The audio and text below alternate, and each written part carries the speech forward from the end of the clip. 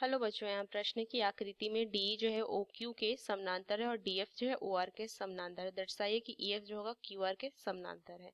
तो चलिए इस प्रश्न को हल करते हैं। तो मुख्य अवधारणा अगर मैं लिखूं इस प्रश्न का, तो देखिए हमने एक प्रमेय पढ़ा था, बीपीटी जिसको कहते हैं आधारभूत अनुपातिकता प्रमेय। अगर मैं ये प्रमेय लिखूं, आधारभूत अनुपातिकता प्रमेय, जिसको हम बीपीटी भी कहते हैं। इस प्रमेय में क्या होता है कि यदि एक रेखा एक त्रिभुज की एक भुजा के समानांतर है जो अन्य दो भुजाओं को अलग अलग बिंदुओं में विभाजित करती है, तो रेखा उन भुजाओं को समान अनुपात में विभाजित करेगी। ये बीपीटी थ्योरम जो है ये प्रमेय है।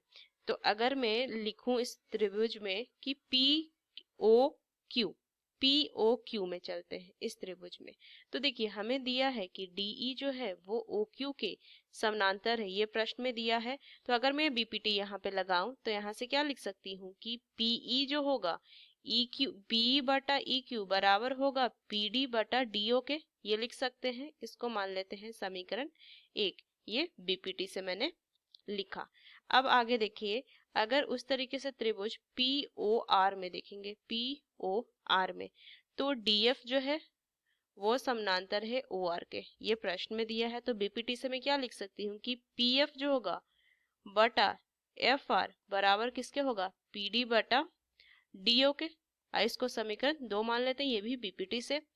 तो समीकरण और 1/2 से मैं क्या लिख सकती हूँ कि P बटा ई क्यू किसके बराबर होगा, पी एफ बटा एफ आर के बराबर होगा।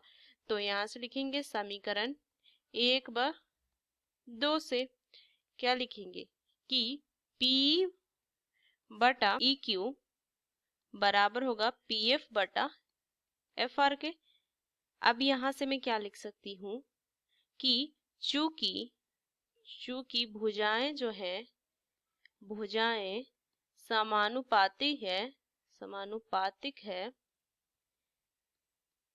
तो मैं क्या कह सकती हूँ कि बीपीटी के विलोम से कि ईएफ समानांतर होगा क्यूआर के, और यही हमें यहाँ से सिद्ध करना था। तो इस मुख्य अवधारणा का इस्तेमाल करके मैंने इस प्रश्न को हल किया। आशा करते हैं प्रश्न आपको समझ में आया। धन्यवाद।